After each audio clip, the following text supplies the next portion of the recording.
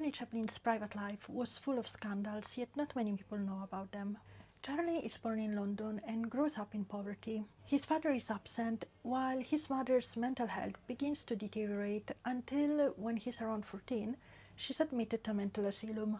He starts working at a really young age, eventually scoring some acting jobs and moving to the US, where he makes his fortune. He's widely known for his acting career, but he also produces and directs many of his movies. This success grants him the reputation of a genius, but off-screen things are quite different. At 27, Charlie meets 14-year-old Mildred Harris at a party.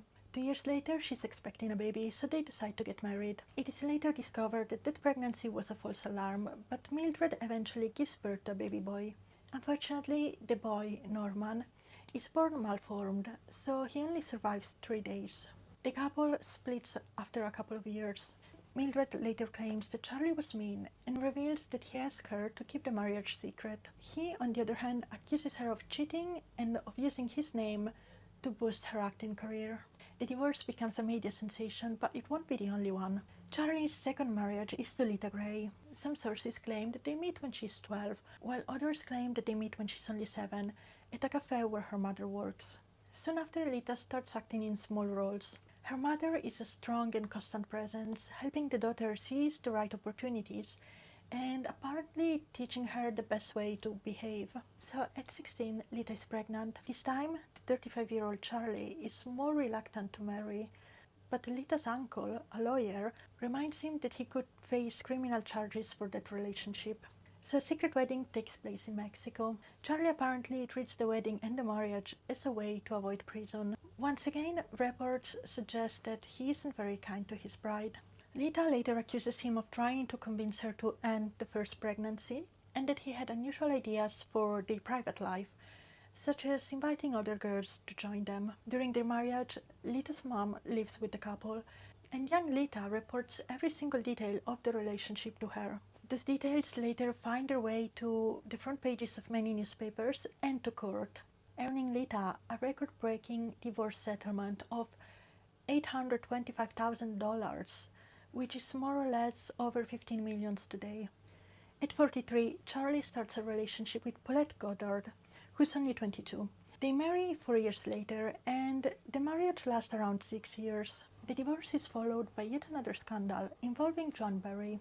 Joan is only 21 when she's introduced to Charlie, who decides to hire her for an acting job. Soon after, they start a casual relationship.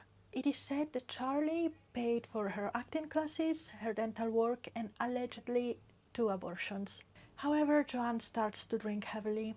Her behavior changes, she becomes emotionally unstable, and she starts showing up at his house at random hours. So the relationship ends. Some people speculate that Charlie tried to get rid of her by sending her back to her hometown.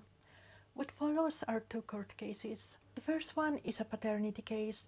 Joan gives birth to a girl in 1943, and she claims that Charlie is the father. Charlie denies, and a blood test will reveal that he's not the father, but he's still ordered to pay child support. The second case was about violating the Mann Act. At the time, the law stated that anyone who transports a woman across states' line for any immoral purpose is guilty of a federal crime. Joan had indeed joined Charlie in New York. Some sources claim that she was seen flirting and was made available to other men, while others say that the accusation is against Charlie bringing his lover across state lines to keep him company. Either way, he's acquitted in 1944. The year before, he had already married his 4th and final wife, Anna O'Neill, who was only 18 at the time. By now, his reputation is completely damaged. On top of everything, he's also on the FBI radar for his sympathies towards communism. They open a file on him, tracking his movements, his friendships, and even his public statements. Charlie has always been outspoken about his beliefs. He's anti-nationalism, anti-war, and openly supportive of Russia. During a speech in 1942, he reportedly says, "Comrades, the Red Army has shown us the way." And just that single word, comrades, is enough during those years to raise red flags in the US. Mildred, his ex-wife, also accuses Charlie of preaching socialism and equality. According to her, he loved to talk about the struggles of the poor, but in his private life he was actually stingy and controlling. At one point, the FBI even suspected that Charlie might have been of Jewish origins, possibly born under the name of Israel Thornstein.